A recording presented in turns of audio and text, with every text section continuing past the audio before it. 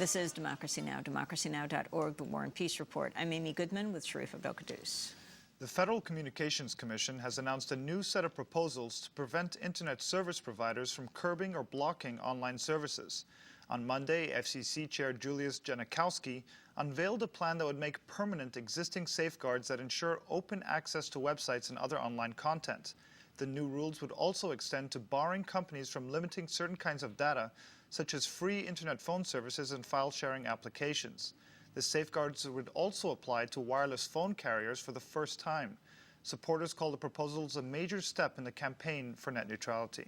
Timothy Carr is the campaign director of Free Press, a media reform group that's been leading net neutrality advocate. He runs a blog at mediacitizen.org. Timothy Carr joins us here in our Firehouse studio. So talk about the significance of this. Explain exactly what net neutrality is and what the new FCC chair is pushing. Sure. The FCC has a real opportunity here to right a wrong that the same agency made in 2005 when they stripped net neutrality as a protection of the internet. And net neutrality is really the fundamental openness principle of the internet. Whenever you connect to the internet, net neutrality makes sure that you can connect to everyone else who's on the internet.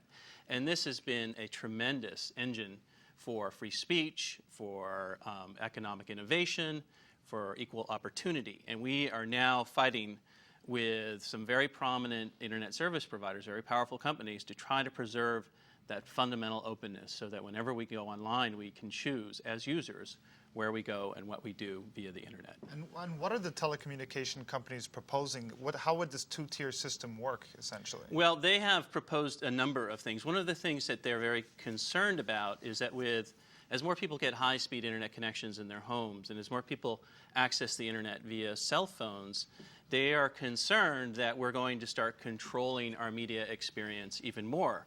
The great thing about the internet is that all media is converging into this one digital medium. We can now watch television, listen to radio, we can do all sorts of things via the internet, and they don't like that because it threatens their legacy business model, their legacy cable model. You notice that a lot of the companies that provide high-speed internet services to the home also are in the telephone business, they're also in the cable business. And they want to protect that distributed model rather than having people use the internet to freely do whatever it is that they would choose to do. And there's been this real explosion of innovation since people have gained high-speed internet access. And we're trying to protect that and make sure that the ultimate control over your information experience resides at the edges with the people who go online every day. So what exactly does this mean right now? So it means right now we have a new FCC. Chairman Julius Genachowski was just sworn in earlier this year. He came in with the Obama administration, one of the principal architects of President Obama's technology plan. It means we now have a process in place to restore net neutrality to the internet.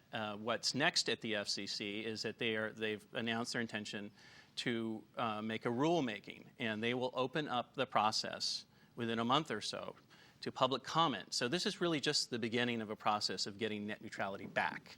There's going to be a long process where the public has an opportunity through workshops and through commenting at the FCC to say what they want about the internet. We're very fortunate that there is a majority of net neutrality supporters now at the FCC, so this is a very good sign for the future of an open internet. And how does this decision affect the cell phone industry? Well, what's happened in the cell phone industry is that a lot of people are now getting access to the high-speed internet services through what are called smartphones, like the iPhone or the BlackBerry. And the carriers don't like the sort of freedoms that we have on a wired internet extended to a wireless internet. So they've been very actively opposing efforts to extend net neutrality to wireless internet, but our belief is that it doesn't matter what device you're using. If you're on the internet, you should be able to experience the free-flowing web, regardless of whether it's a laptop, a desktop, or a cell phone. Tim Carr, I'm looking at broadcasting and cable, an article headlined Republicans Move to Block FCC NetCop Initiative, saying some Republican lawmakers moved swiftly Monday to try and block the FCC chair's proposal that the FCC adopt new network neutrality rules. Senator Kay Bailey Hutchison of Texas introduced an amendment to an appropriations bill that would prohibit the FCC from spending any funds to, quote, develop and implement new regulatory mandates. How significant is this? Well, it just represents the sort of divisive nature of this debate, but the senator happens to come from the same state as AT&T, so we weren't surprised to see this sort of backdoor maneuver. And what she is trying effectively to do is to limit funding for the FCC to act in this way. But there's a clear majority at the FCC, and we have a net neutrality supporter in the White House and in Congress, so we're very optimistic. We want to thank you, Tim Carr, for joining us. Tim Carr is the campaign director of Free Press Media Reform Group. He runs the blog at mediacitizen.org. As we move now to our last segment. Sharif? Well, the Obama administration is facing a new test of its civil liberties policies as it seeks to renew 3 key Bush administration domestic surveillance laws. The administration has asked lawmakers to extend powers allowing the government to collect a wide range of financial and personal records, as well as monitor suspects with roving wiretaps. The methods were authorized under the USA Patriot Act and are set to expire at year's end. The call for renewing the Patriot Act provisions comes as Democratic lawmakers and civil liberties groups want to revisit its broader powers. Democratic Senator Russ Feingold of Wisconsin has proposed a new bill that would overhaul the Patriot Act and other surveillance laws to include more privacy safeguards.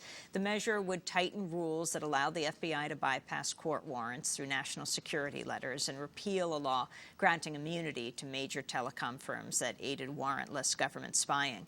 Lisa Graves joins us now from Washington, D.C. She's Deputy Director of the Center for National Security Studies. She's scheduled to testify tomorrow, Wednesday, before a Senate Judiciary Committee hearing on renewing the 3 Patriot Act methods.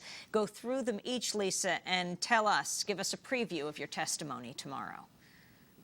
Sure. Well, I've just moved over to be the Executive Director of the Center for Media and Democracy, and I've most recently left the Center for National Security Studies, but I'm still working on these issues. So tomorrow, in a hearing that will be chaired by Senator Leahy, my former boss, the Senate will be examining those Patriot Act powers. The 3 powers up for renewal are, first, the Section 215 powers that allow the government to obtain literally any tangible thing held by a third party about you with a secret court order, and that court order does not have to be based on any wrongdoing on your part or any suspicion that you've done anything wrong.